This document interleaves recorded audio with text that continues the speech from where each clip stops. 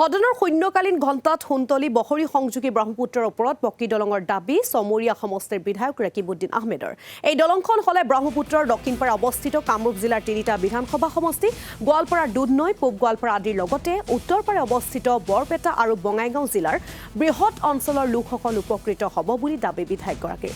সোণতলী বহৰী সংযোগী দলঙে পশ্চিম অসমৰ উন্নয়নৰ নতুন দুৱাৰ মুকলি কৰিব বুলিও দাবী ৰকিবউদ্দিন আহমেদৰ। ইফালে নিৰ্মীয়মান পলাকবাৰী শুৱালকুছি সংযোগী ব্ৰহ্মপুত্ৰৰ ওপৰৰ দলংখনৰ পৰা চমৰীয়াকে ধৰি বহুকেইটা বিধানসভা সমষ্টিৰ ৰাইজ প্ৰায় 40 কিলোমিটাৰ পিছলৈ আঁতৰি গ'ল। সেয়েহে সোণতলী বহৰীৰ মাজত দলং হ'লে অৰ্থনৈতিক লাভালাভকে ধৰি পৰিবহণৰ খৰচ ৰাহি হ'ব বুলিও ক'লে বিধায়ক ৰকিবউদ্দিন আহমেদে।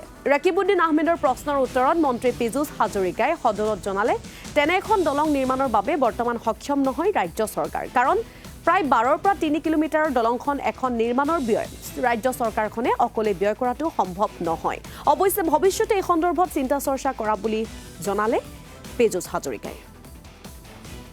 অধ্যক্ষ মহোদয়, সোণতলী বহৰী সংযোগী ব্ৰহ্মপুত্ৰৰ ওপৰত যদি পকী দলংখন সমাপন আমি কৰিব পাৰোঁ, তেতিয়াহ'লে অধ্যক্ষ মহোদয় আমি মাননীয় অধ্যক্ষ ৰঞ্জিত কুমাৰ দাস ছাৰ, আমাৰ আব্দুৰ ৰহিম, জাকিৰ হুছেইন, নাৰায়ণ ডেকা দাদা, দীপক কুমাৰ দাস দাদা, চেৰমান আলী দাদা, ইফালে আমাৰ ৰাজু মেছ দাদা, আব্দুল ৰচিদ ভাতৃ হিমাংশু, টংকেশ্বৰ দাদা, সকলো মই ভাবোঁ প্ৰত্যক্ষ পৰোক্ষভাৱে এই দলংখন যদি সমাপন আমি কৰিব পাৰোঁ, এই গোটেইকেইজন বিধায়কৰ সমষ্টি ইয়াতে প্ৰত্যক্ষ পৰিৱেশ কানেক্ট হ'ব।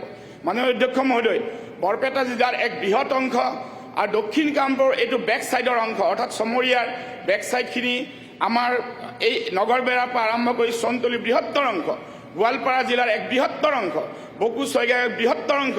এই মানুহখিনি অধ্যক্ষ মহোদয়, পিছফালৰ ঠাইখিনি যিহেতু আমি NHৰ পৰা বহু কিলোমিটাৰ দূৰত গুচি গ'লোঁ, আৰু যিখন পলাকবাৰী শুৱালকুছি কানেক্টিং ব্ৰিজ হৈ আছে এইখনৰ পৰা প্ৰায় 40 কিলোমিটাৰ দূৰত হয়। মই ভাবোঁ অধ্যক্ষ মহোদয়, আপুনিও এই বিভিন্ন অঞ্চলৰ লগত ভালকৈ জ্ঞাত আৰু জড়িত চৰ চাপৰি, মই ভাবোঁ এই ব্ৰিজখন যদি আমি নিৰ্মাণ কৰিব পাৰোঁ, আমাৰ গাঁৱলীয়া ৰাইজৰ আৰু এই গোটেইকেইটা 8টা-9টা সমষ্টিৰ ৰাইজৰ এক বৃহৎ ভৱিষ্যতৰ সমস্যা সমাধান হ'ব। নিশ্চয়কৈ এখন দলং সেই অঞ্চলত তেখেতে যেনেকৈ কৈছে চমৰীয়া সোণতলী পথ আৰু চেঙা বহৰীক সংযোগ কৰি এখন যদি ব্ৰিজ ভৱিষ্যতে কৰিব পৰা যায়, এইটো এটা ভাল কথা হ'ব আৰু উত্তৰ অসম নামনি অসমৰ এটা অঞ্চল উত্তৰ আৰু দক্ষিণক সাঙুৰিব পৰা যাব। কিন্তু অধ্যক্ষ ডাঙৰীয়া, এই দলংখনৰ ব্যয় যথেষ্ট ব্যয়বহুল হ'ব। অধ্যক্ষ ডাঙৰীয়া, প্ৰায় 10ৰ পৰা 12 কিলোমিটাৰ দৈৰ্ঘ্যৰ প্ৰকল্পৰ প্ৰয়োজন হ'ব আৰু অধিকাংশ দলং হ'ব।